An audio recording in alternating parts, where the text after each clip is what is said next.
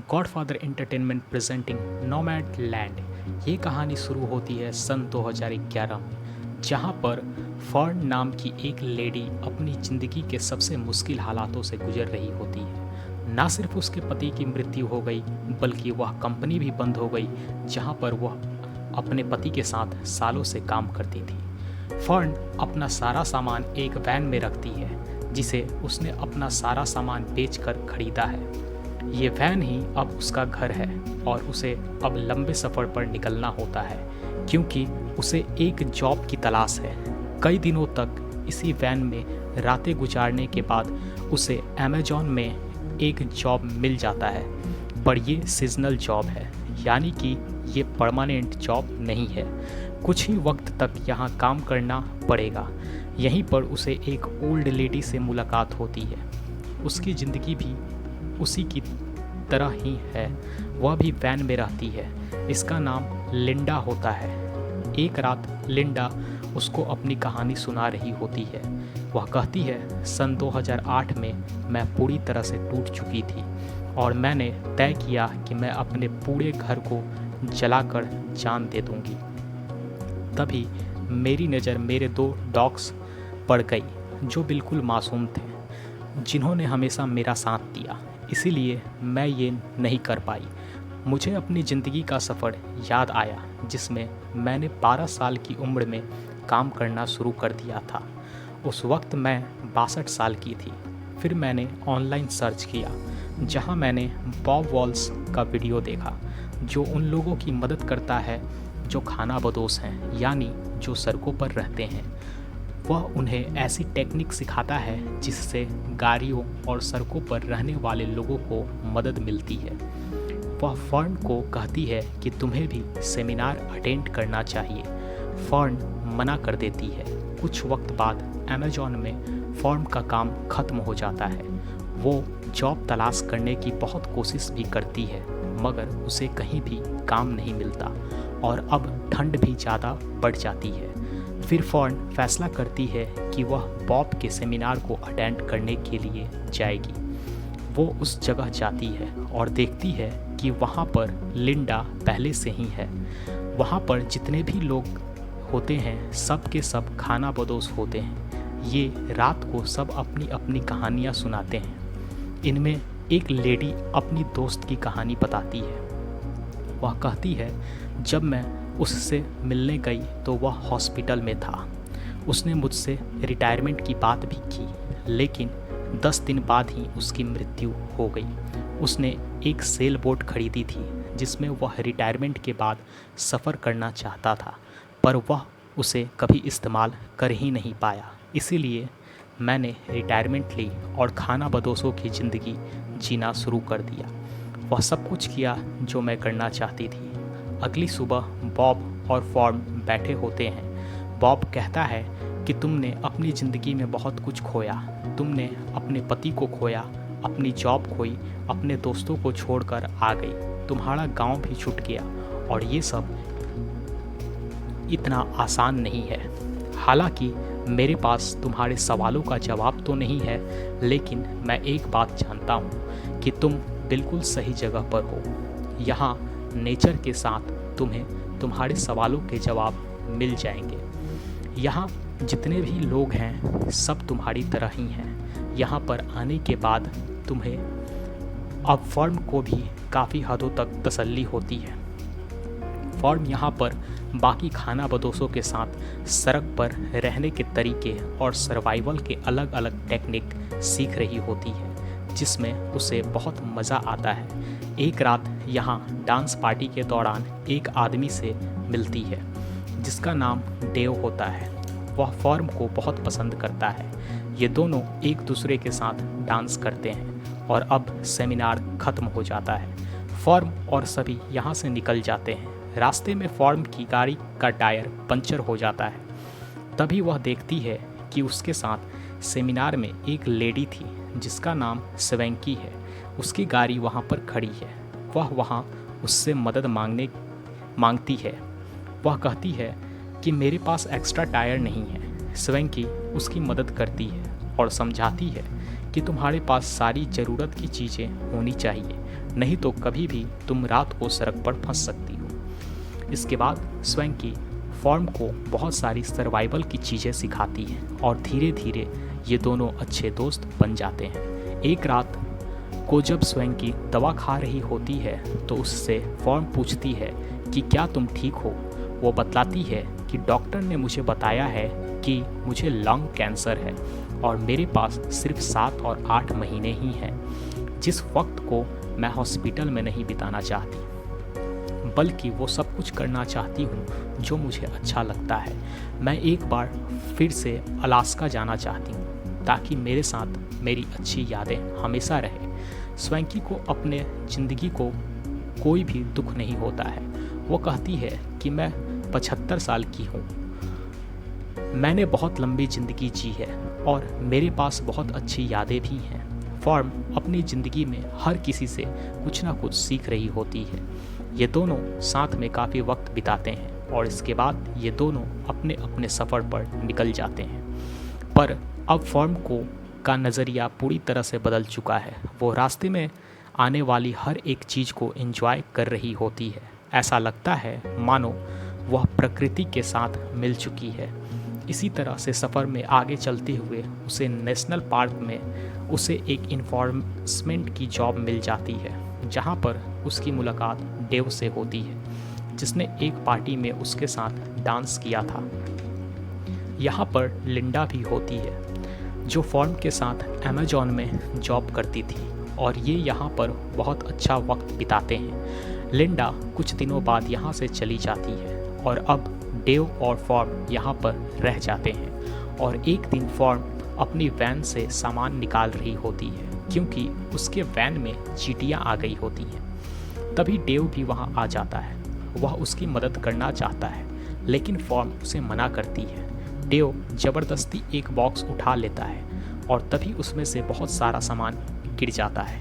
इस सामान में वह प्लेट भी होती है जो फॉर्म के पिता ने उसे हाई स्कूल से ग्रेजुएशन पास करने के लिए दी थी, जो अब टूट चुकी है।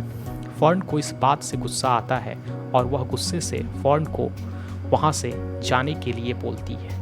पर बाद में उसे एहसास होता है कि उसे डेव से इस तरह बात नहीं करनी चाहिए। यहाँ नेशनल पार्क में कुछ और भी लोग आए हुए होते हैं जो इस बात से बहुत प्रभावित होते हैं कि फॉर्न एक नॉमैड की यानी खाना बदोश की ज़िंदगी जीती है। दरअसल हर कोई ऐसे ही जीना चाहता है, पर सब अपने ज़िंदगियों में फंसे हुए हैं। अब फॉर्न डेव से मिलने के लिए उसके गाड़ी में जाती है। वह देखती है कि डेव बीमार है। वो डेव को हॉस्पिटल में एडमिट करवा देती है, जहां उसकी छोटी सी सर्जरी होती है। इसके बाद ये दोनों बहुत अच्छे दोस्त बन जाते हैं। कुछ वक्त बाद ये एक रेस्टोरेंट में जॉब करना शुरू कर देते हैं, जहां एक रात डेव का बेटा फॉर्न के पास आता है और वह उसे बताता है कि डेव बहुत जल्दी दादा बनने वाला है। मैं चाहता हूँ कि वह अपने पोते से मिलने के लिए आए। अगली सुबह फॉर्न ये बात डेव को बताती है। डेव भी सुनकर खुश होता है, लेकिन वह वापस जाने में थोड़ा हेजिटेट होता है। वह कहता है, जब मेरा बेटा छोटा था तो मेरे पास उसके पास जाने का टाइम नहीं था, और जब वह बड़ा हुआ तो उसके पास मेरे लिए टाइम नहीं था। वह अपनी चीज़ों में बिजी था और मैं अपनी। फॉर्न कहती है, तुम्हें इस सभी चीज़ों के बारे में ज़्यादा नहीं सोचना चाहिए और अपने होने वाले पोते से मिलना चाहिए। वह डेव को इनकरेज करती है। डेव कहता है कि तुम भी मेरे साथ चलो। फॉर्न कहती है कि मैं तुम्हारे साथ नहीं चल सकती, पर हो सकता है कि मैं कभी तुमसे मिलने के लिए आऊँ। अगली सुबह डेव फॉर्न की गाड़ी में आता है, लेकिन उस वक्त वह सो रही होती है, इसीलिए वह बिना डिस्टर्ब किए वहाँ से चला जाता है। हालांकि फॉर्न की आंखें खुल जाती हैं और वह डेव को जाते हुए देखती है। फॉर्न की ज़िंदगी एक बार फिर से वैसे शुरू हो जाती है जिस तरह से पहले थी। वह जगह जगह जाती है, नए नए लोगों से मिलती है और अब उसे नया जॉब मिलता है जो कि शुगर मिल प्रोसेसिंग प्लांट में होता है। यहाँ पर जब वह काम कर रही होती है तो उसकी गाड़ी खराब हो जाती है। जब वह रिपेयरिंग के लिए जाती है तो उसकी गाड़ी में बहुत ज़्यादा खर्चा होता है। उतने पैसे उसके पास नहीं होते। हालांकि वह अपने एक दोस्त से मदद भी मांगने की कोशिश करती है, मगर वहाँ से उसे कोई मदद नहीं मिलती। इसीलिए वह कैलिफोर्निया अपनी बहन के घर चली जाती है।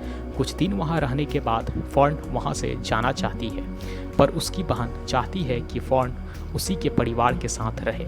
वह कहती है कि तुम हमेशा से बहुत बहादुर थी, तुमने बहुत जल्दी घर छोड़ दिया और अपने हस्बैंड के डेथ के बाद तुमने नोमैड की ज़िंदगी जी। तुमने हर एक फ़ैसला अपनी ज़िंदगी में बहुत बहादुरी से किया। तुम्हें पता था कि हमेशा तुम्हें क्या चाहिए। साथ ही तुमने हमेशा मेरा भी ध्यान रखा।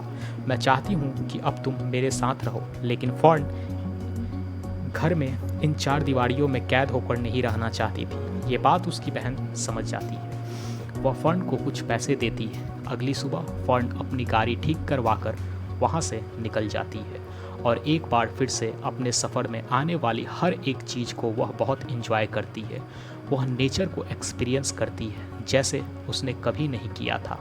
इसी तरह से सफ़र में आगे बढ़ते हुए वह डेव के घर पहुंचती है, जहां पर वो डेव के परिवार से मिलती है।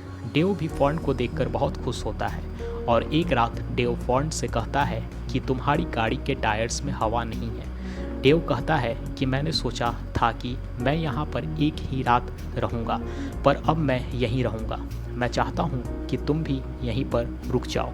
मुझे तुमसे बात करना, तुम्हारे आसपास रहना बहुत अच्छा लगता है। मैं तुम्हें पसंद करता हूँ। इस बारे में मैंने अपने परिवार से बात भी कर ली, वो भी तुम्हें बहुत पसंद करते हैं। मगर फर्न उसकी बात का कोई भी जवाब नहीं देती। फर्न कुछ दिन उनके परिवार के साथ रहती है, मगर फिर सफ़र पर आगे निकल जाती है। वह अपने सफ़र में आगे आने वाली हर एक चीज़ का एक्सपीरियंस कर रही होती है, इंजॉय कर रही होती है। इसी तरह से आगे बढ़ते हुए वह अमेज़न पहुंच जाती है, जहां पर 1 साल पहले उसने सीजनल जॉब किया था। यहाँ पर सीजनल जॉब दोबारा से शुरू हो चुके हैं, यानी कि उसे नोमैड की ज़िंदगी जीते हुए पूरा 1 साल हो गया है। सीजनल जॉब ख़त्म होने के बाद वह एक बार फिर से बॉब के वर्कशॉप में जाती है, जहाँ पर वह सभी पुराने लोगों से मिलती है। लेकिन अब स्वैंकी की मृत्यु हो चुकी है, जिसे लंग कैंसर था। रात को सभी उसे श्रद्धांजलि देते हैं। अगली सुबह दिखाया जाता है जहाँ पर फर्न और बॉब बैठे हैं। फर्न बताती है कि मेरे पति कभी भी अपनी पेरेंट्स को नहीं जानते थे और ना ही कभी हमारे बच्चे हुए। अगर मैं उन्हें छोड़कर चली जाती तो वो कभी रह नहीं पाते, इसीलिए मैं उस जगह से कभी निकल नहीं पाई। उन्हें अपनी कंपनी, अपना काम बहुत पसंद था। सभी लोग उनसे प्यार करते थे, इसीलिए कभी भी उस शहर से, उस घर से बाहर नहीं निकल पाए। मैंने अपनी ज़िंदगी पूरी यादों में ही निकाल दी। बॉब बताता है कि मैं अपने बेटे के बारे में कभी बात नहीं करता। अगर आज वो जिंदा होता तो 33 साल का होता। आज से 5 साल पहले उसने सुसाइड कर लिया। वो दिन मेरी ज़िंदगी के बहुत मुश्किल दिन थे। हमेशा मुझे ऐसा ही लगता था कि मैं अपने बेटे के बिना इस धरती पर कैसे जी सकता हूँ। लेकिन धीरे धीरे मुझे एहसास हुआ कि मैं लोगों की मदद करके अपने बेटे की ज़िंदगी को एक सम्मान दे सकता हूँ, और मैंने ये काम करना शुरू कर दिया। यहाँ सभी वो लोग आते हैं जिसके दिल में दुख है, जिन्होंने अपनों को खोया है, और इस काम में मुझे ये पसंद है कि इस काम में कभी भी फाइनल गुड बाय नहीं होता। हमेशा हम ये कहते हैं कि I will see you down the road, और ऐसा होता भी है। मैं कहीं ना कहीं उनसे सड़क पर टकरा जाता हूँ, और जब भी ऐसा होता है मेरे दिल को यह विश्वास होता है कि मैं अपने बेटे से कहीं ना कहीं दोबारा ज़रूर मिलूँगा।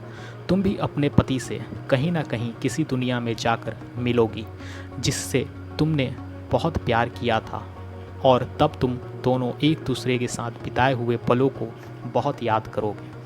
कुछ वक्त बाद फर्न उसी शहर में वापस लौट आती है जहां वो अपने पति के साथ रहा करती थी। कंपनी बंद होने की वजह से पूरा शहर अब लोग छोड़कर जा चुके हैं। वो अपने घर में भी जाती है जहां उसने अपने पति के साथ पूरा जीवन बिताया था। वह बहुत इमोशनल हो जाती है, लेकिन पिछले 1 साल के सफ़र में इतना कुछ सीखा है जो शायद उसने पूरी ज़िंदगी में नहीं सीखा हो। वो फिर से गाड़ी में बैठकर अपने सफ़र पर निकल पड़ती है। फॉर्ड की ज़िंदगी से और इस कहानी में जितने भी पात्र हैं उनसे एक बात पता चलती है कि इस दुनिया में हर इंसान हर किसी को खोता है। बहुत सारे ऐसी चीज़ें हैं जो इंसान के हाथ में नहीं है, वो इंसान कंट्रोल नहीं कर सकता, पर वो लोग जो उसी लम्हों के साथ रह जाते हैं वो कभी भी ज़िंदगी में कुछ सीख नहीं पाते। और जिन लोगों के अंदर हालातों से लड़ने के आगे बढ़ने की चाह होती है वो ना सिर्फ अपनी ज़िंदगी में बहुत कुछ सीखते हैं बल्कि दूसरों की ज़िंदगी में भी बहुत बड़ा रोल प्ले करते हैं, जैसे कि बॉब की ज़िंदगी। तो ये थी सच्ची कहानी फिल्म नोमैडलैंड की। इस फिल्म को 93rd ऑस्कर अवार्ड में 3 ऑस्कर मिले। पहला बेस्ट पिक्चर के लिए, दूसरा बेस्ट डायरेक्शन के लिए और तीसरा इस फिल्म की लीड एक्ट्रेस को जिनका नाम था फ्रांसिस मैकडॉर्मेंट, उन्हें उनकी बेस्ट परफॉर्मेंस के लिए बेस्ट एक्ट्रेस का ऑस्कर अवार्ड मिला। यह फिल्म ईयर 2020 में रिलीज हुई थी। IMDb पर इसकी रेटिंग है 7.4। उम्मीद करते हैं कि ये सच्ची कहानी आपको पसंद आई होगी। धन्यवाद।